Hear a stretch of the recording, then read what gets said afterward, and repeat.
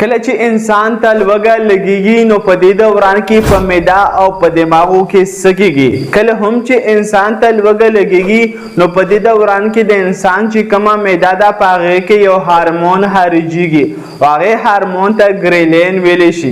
او کله چې دا هارمون خارج شي نو د رګونو او د وینې په ذریعه باندې دا زموږ دماغو ته لاړ شي هغې حصې ته کم ته چې هایپوتلمس ویلی شي.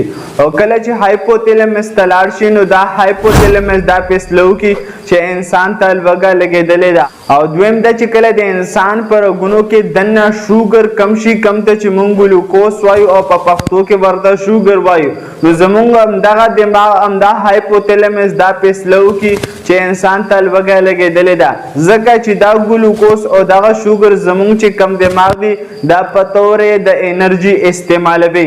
او کله چې انسان ته تنده لګیږي نو په هغې دوران کې د انسان په وجود کې دننه څه کېږي. نو که چیرې تاسو ته معلومات وي نو ماته په کمنټ کې وایي او که چیرې د دې ریلیټډ هر قسم کوېسچن وي تاسو نو زما نه په کمنټ کې تپوس کولی شئ. شکریہ. الله حافظ.